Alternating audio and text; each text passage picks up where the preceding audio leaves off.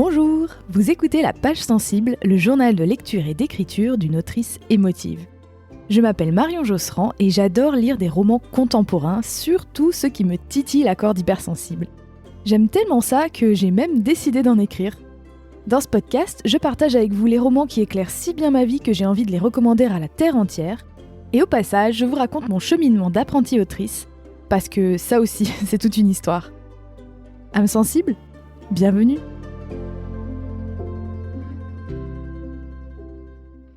Salut, c'est Marion. Aujourd'hui, côté lecture, je vous parle d'une œuvre littéraire dont vous avez forcément entendu parler cet été, à moins que vous ne viviez au fond d'une grotte. Je respecte absolument votre choix, bien sûr, hein. Mais bon, c'est quand même assez probable que cet été, vous ayez entendu parler du Comte de Monte Cristo d'Alexandre Dumas. En ce qui me concerne, j'ai passé de très bons moments de lecture avec ces 1600 pages d'intrigue et de rebondissements.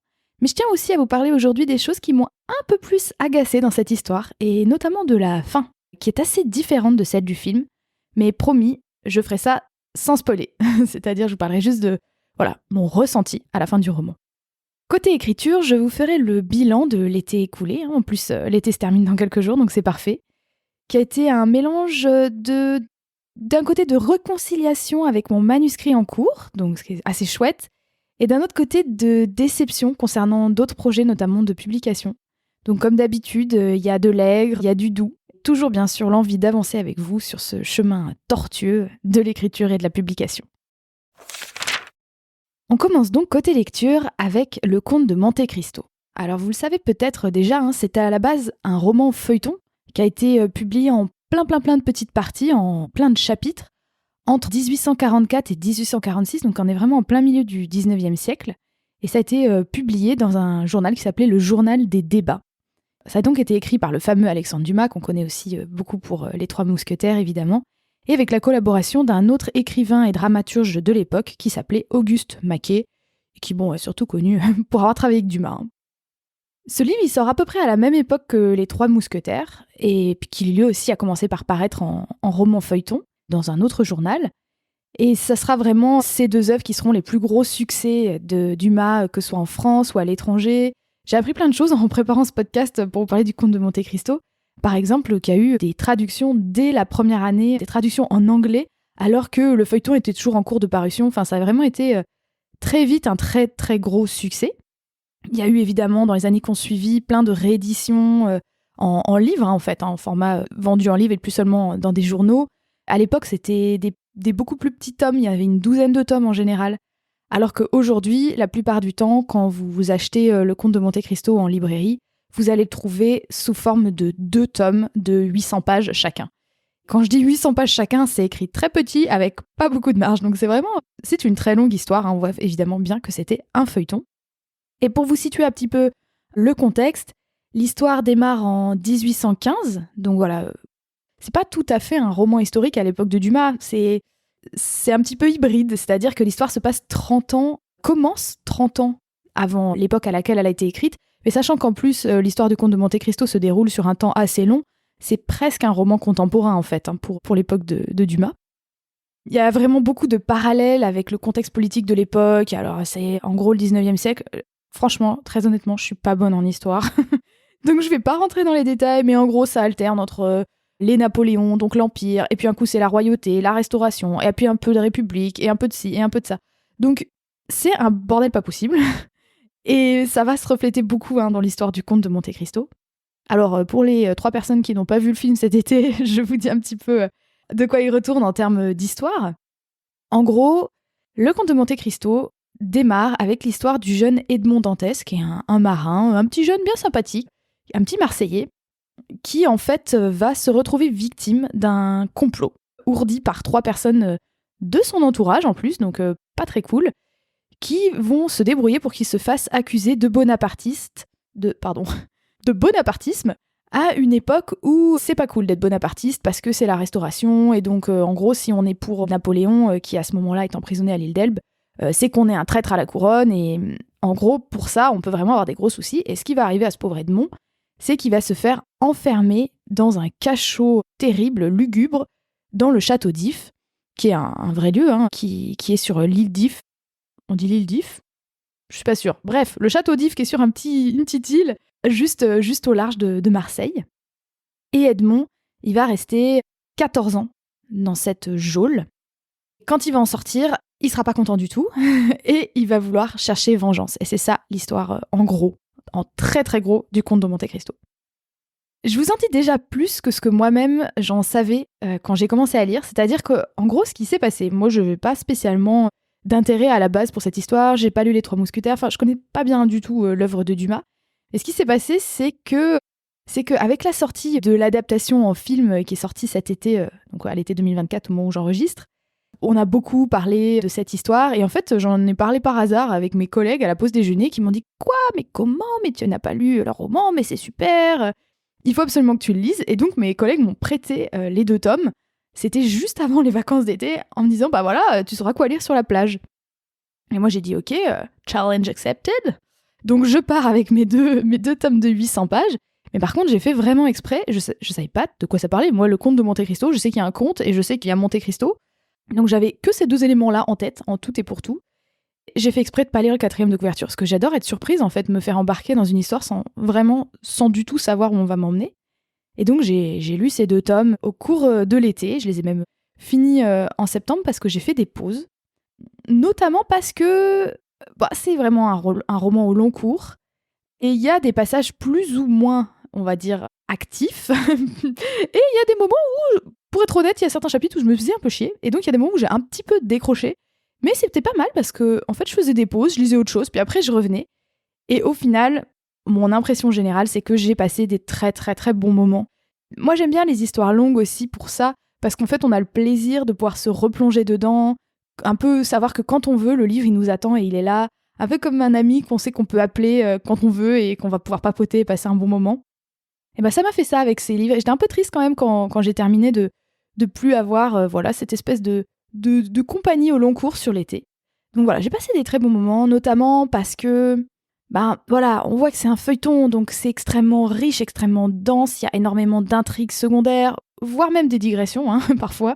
Beaucoup de retournements, beaucoup de personnages. Donc en fait, moi, en lisant ça, je me disais, mais c'est l'ancêtre de nos séries à 10 saisons qu'on a maintenant. C'est ça, en fait. C'est vraiment, il y a des sous-intrigues qui viennent un petit peu diluer l'intrigue principale pour faire un peu durer le plaisir. Des fois, il y a des chapitres entiers où on ne suit plus le personnage principal. C'est-à-dire qu'on part vraiment sur des intrigues secondaires. Là, c'est la fête, quoi. On est ailleurs. Des fois, on est carrément dans un autre pays. À un moment, on va au Carnaval de Rome. C'est super. Et d'ailleurs, je tiens à le préciser pour les personnes qui auraient vu le film mais pas lu le livre. En fait, le film, il se centre beaucoup plus sur le 2e des 2 tomes. Alors, évidemment, ça n'a pas été écrit à la base en tomes, mais bon, on va dire la 2e partie de l'histoire qui se passe à Paris.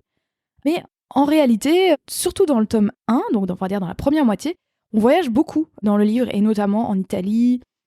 Donc, c'est plus dépaysant en livre, je trouve, qu'en film.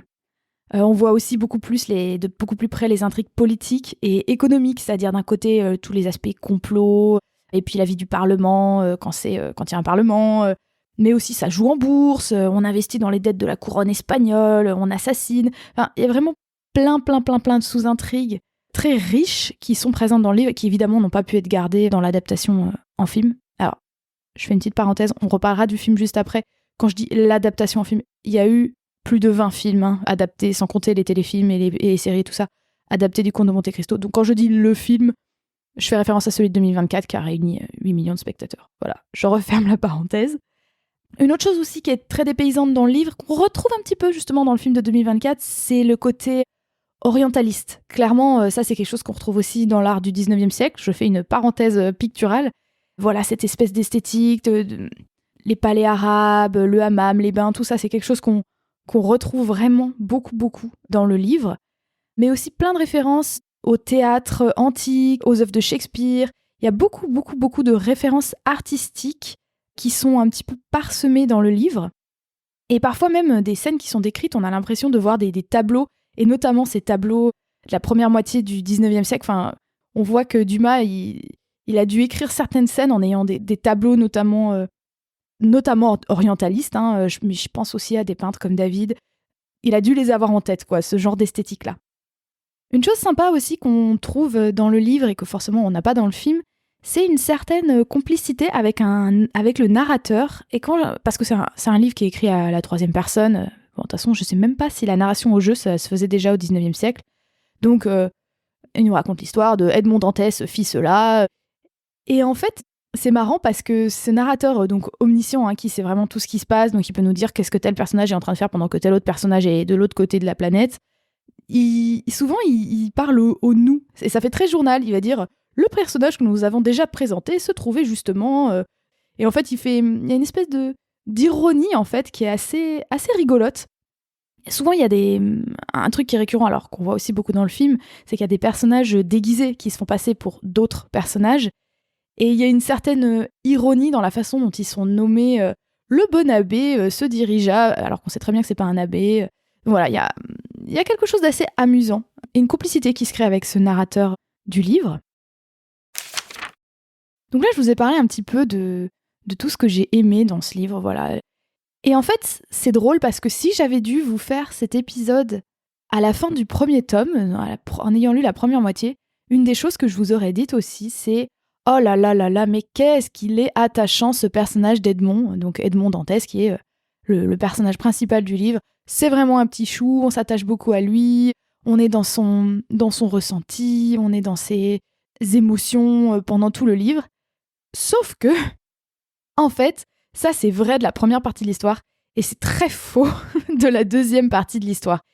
Et moi, il y a quelque chose qui m'a énormément frustrée, qui a fait que j'ai failli abandonner totalement la lecture.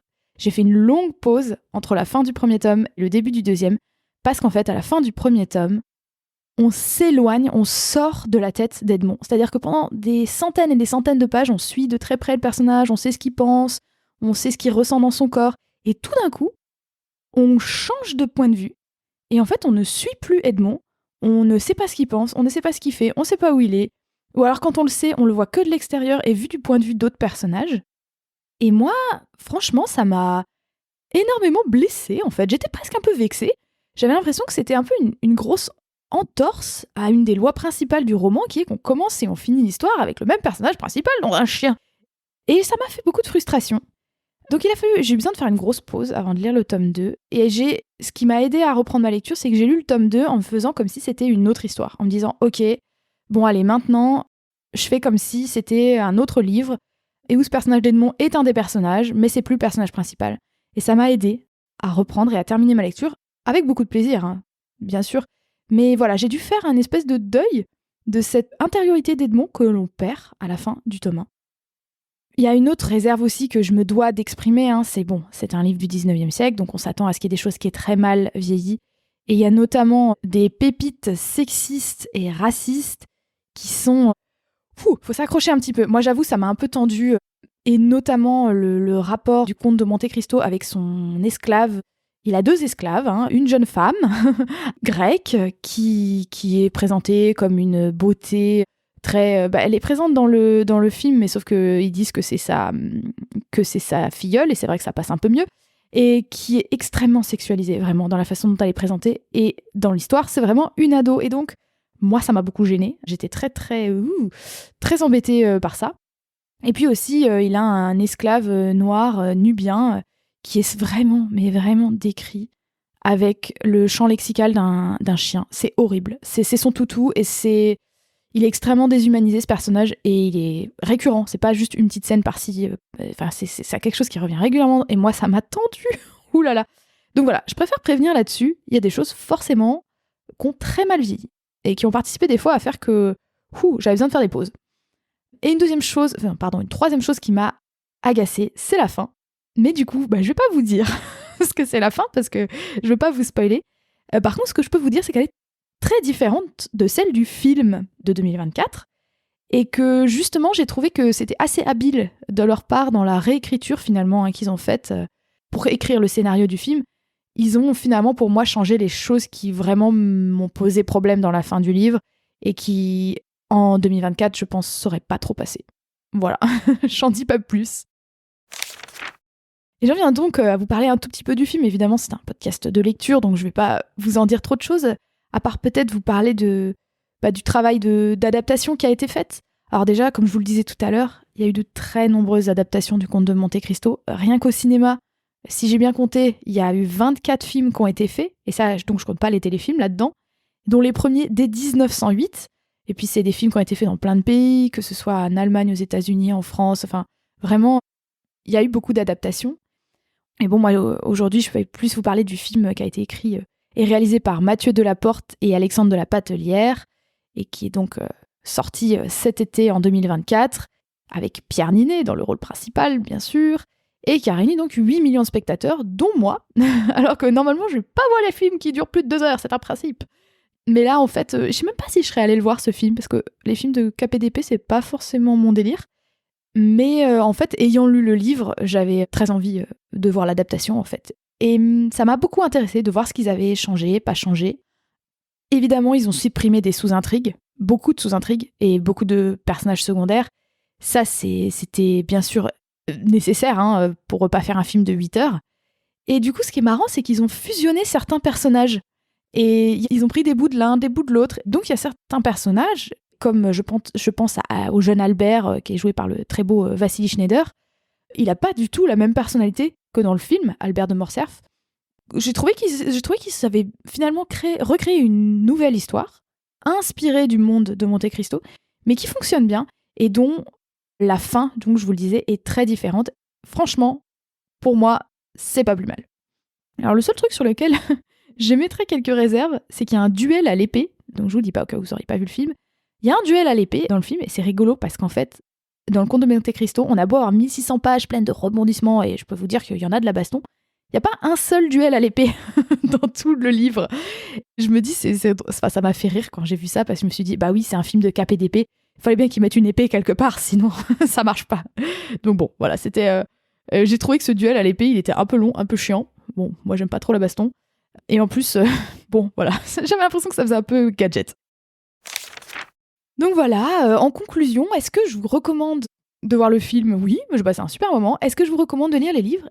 Eh ben oui, oui. J'ai bien sûr des petites réserves que je vous ai exprimées, mais franchement, j'ai passé des bons moments. Ça m'a donné envie d'ailleurs de lire d'autres livres de Dumas, donc si jamais j'en lis, je vous raconterai ça. Passons maintenant côté écriture. Alors j'ai plein de choses à vous raconter, ça va faire un épisode super long. J'ai enregistré le dernier épisode au tout début de l'été, avant de partir en vacances. Et donc voilà, je vous disais que j'avais pas mal de choses qui étaient en suspens, en attente, et j'espérais vous en dire plus en revenant à la rentrée. Donc voilà, je vais vous faire du coup un petit bilan de finalement 3 projets d'écriture différents. Le premier dont j'aimerais vous parler, c'est, je sais pas si vous vous souvenez, donc peut-être vous n'avez pas entendu cet épisode-là, mais au printemps, j'avais répondu à un appel à texte d'une maison d'édition qui demandait des propositions de romans épistolaires, donc des romans écrits exclusivement par lettres. Et la contrainte, c'était que ça devait être de la littérature de genre, donc pas de la littérature générale, pas de tranche de vie. Moi, je m'étais positionnée sur le genre du polar, plus précisément du cozy mystery. Donc j'avais fait une proposition, dans le cadre de cet appel à texte, d'un cozy mystery qui est donc en gros une histoire à la Agatha Christie, c'est-à-dire une enquête, mais pas sanglante, pas stressante, un truc plutôt cool, plutôt rigolo, voire même humoristique. Et j'avais situé cette intrigue au Pays de Galles, avec une jeune narratrice très rigolote, un peu à la Georgia Nicholson, si ça vous parle. Et j'attendais un résultat, normalement, qui devrait arriver dans l'été, pour savoir si mon synopsis et ma proposition de roman épistolaire avaient retenu l'attention de cette maison d'édition. Et en fait, je sentais qu'il y avait un loup un petit peu, parce qu'au début, la maison d'édition nous avait dit qu'il nous donnerait une réponse très rapide, je crois que c'était au mois de mai, quelque chose comme ça. Et puis en fait, assez rapidement, ils nous avaient envoyé un mail à toutes les personnes qui avaient soumis un synopsis, et nous avaient dit, en fait, on est submergé on a eu beaucoup plus de propositions que ce qu'on croyait, donc le temps qu'on lise tout, on va plutôt vous répondre dans l'été. Alors c'est pour ça que moi je m'étais dit, je pars en vacances et on verra bien ce qui se passe. Mais ça m'avait un petit peu mis la puce à l'oreille. Et en fait, j'avais raison d'avoir la puce à l'oreille parce qu'en fait, cette maison d'édition, entre-temps, a fait faillite. Ils nous ont envoyé un mail il n'y a pas très longtemps là, pour nous dire ça, nous dire qu'ils étaient vraiment désolés, qu'ils avaient tout essayé pour redresser la barre, mais qu'en fait, ils allaient devoir fermer. Et donc, merci pour vos propositions, mais on va pas pouvoir les éditer, forcément. Alors, c'est public, elles ont aussi annoncé ça sur les réseaux sociaux, donc je peux le dire, c'était les Lettres d'Alice, la maison d'édition en question. Du coup, pour moi, c'était une déception, mais en fait, j'étais étonnée de ne pas ressentir plus de déception et de frustration que ça. En fait, la principale émotion que j'ai eue quand j'ai appris ça, c'est que ça m'a fait de la peine pour les personnes qui ont fondé la maison d'édition et que je suivais sur les réseaux sociaux depuis des années. Et en fait, ça m'a plus fait de la peine pour elles, en fait, de me dire « Ah mince, cette belle aventure qui se termine ». Et je crois que la raison pour laquelle je suis pas trop déçue, c'est qu'en fait, je me dis que cette histoire, que j'ai eu énormément de plaisir et que j'ai trouvé très fun à travailler, je me suis vraiment amusée, en fait, à plonger dans cet univers du Cozy Mystery. Je me dis que ça deviendra forcément quelque chose, que j'en ferai quelque chose. Donc je crois que j'ai la conviction que peut-être en auto-édition, je sais pas, que j'en ferai quelque chose. Voilà. Donc petite déception, mais ça va. Voilà pour ce Cozy Mystery que j'ai intitulé Meurtre au Red Dragon. Le deuxième projet dont je vais vous donner des nouvelles, c'est mon premier roman, qui s'appelle Tant pis pour le thé. Et pour ce roman-là, j'attendais aussi des nouvelles dans l'été, puisque je vous avais dit que j'étais finaliste à un concours d'écriture de manuscrits, qui est le concours des murmures littéraires. Et donc voilà, j'étais finaliste dans la catégorie contemporain avec ce manuscrit, et on devait avoir les résultats, je crois, mi-août. Et donc oui, là j'ai eu une déception aussi, malheureusement. J'ai pas été lauréate. J'ai pas fait partie des gens qui ont reçu le prix. Mais bon, je me concentre sur le fait que j'étais finaliste et que c'est déjà chouette. Et aussi, j'ai reçu... En fait, le principe des murmures littéraires qui est très chouette, c'est que les juges qui lisent les textes pour décider qui va être lauréat ou lauréate rédigent des fiches de lecture. Et ces fiches de lecture sont très précieuses parce qu'en fait, ce sont des bêta-lectures. Hein. Ce sont des retours assez détaillés sur le texte avec des pistes d'amélioration, mais qui pointent aussi toutes les forces du texte. Ça fait trop plaisir d'avoir en fait ce travail si détaillé sur le manuscrit. Donc voilà, ça c'est sûr, c'était une déception. Hein. Sur le moment, pour le coup, c'est drôle. Hein, les lettres d'Alice, ça m'a moins déçu que ce que je croyais. Et ça, par contre, ça m'a plus déçu que ce que je croyais. Ça m'a plus... Ouais, j'étais frustrée quand même. Hein. J'ai passé 24 heures à me dire « Oh, j'y avais cru à ce prix ». Mais là, je suis dans une phase vraiment agréable avec ce roman parce que j'ai décidé de le sortir avec une campagne Ulule au printemps. Donc, à confirmer, mais je pense autour du 1er avril. Hein, j'aimerais bien lancer cette campagne. 1er avril 2025, je précise. Et en fait, le fait de me donner une date comme ça, une deadline, c'est hyper motivant pour moi. Là, en ce moment, du coup, je suis sur tous les aspects de fabrication. J'ai envoyé des demandes de devis pour des corrections, parce que j'aimerais faire du coup une correction, donc pas éditoriale, mais donc pas sur le fond, mais sur la forme, donc ce qu'on appelle une correction orthotypographique, donc pour regarder les coquilles, les fautes de grammaire, d'orthographe, est-ce qu'il y a bien un espace avant les 2 points, des choses comme ça. Je suis aussi en train de réfléchir à ma couverture. J'essaye de trouver une illustratrice. J'ai contacté un imprimeur à Bourg-en-Bresse qui m'a envoyé un book avec les différents types de papier. Et en fait, j'adore faire ça. J'ai commencé à faire la maquette du livre. Je choisis, donc je fais des tests pour voir quelle taille je veux mettre pour les marges, quelle police de caractère je veux utiliser. Et en fait, j'adore faire ça. Vraiment, j'aime bien ce côté artisanal de l'auto-édition, le côté très concret de fabriquer un objet livre. Ça me plaît énormément et du coup, ça me booste énormément d'avoir une deadline. J'ai très très hâte de partager ça avec vous, de vous le montrer, de faire un cover reveal, c'est-à-dire de dire « Et voilà, la couverture, ça va être ça ». Et à la fois, des fois, je panique un peu en me disant « Ouh là là là là, ça représente beaucoup de travail. J'ai beaucoup de choses à faire pour préparer cette sortie. » Notamment, il faut que je mette à jour mon site. Enfin, il faut que je communique si je veux pas que ma compagne elle fasse plouf. Mais c'est très motivant. Donc voilà, je suis à fond dans la préparation de la publication de Tant pis pour le thé. Et ce qui m'amène à mon 3e projet dont je voulais vous donner des nouvelles. Et c'est mon 2e roman qui n'a pas encore de titre, mais que j'appelle le roman du Nouvel An parce qu'il se passe exclusivement au Nouvel An. Et ce roman-là, le premier jet est terminé à peu près. Enfin, quand je dis à peu près, c'est qu'il y a un peu des trous dedans, mais quel premier jet n'a pas de trous ? Et là, en ce moment, je suis vraiment dans la réécriture. Hein, et ça fait... Elle a beaucoup duré, cette réécriture. Hein, j'en vois pas trop le bout.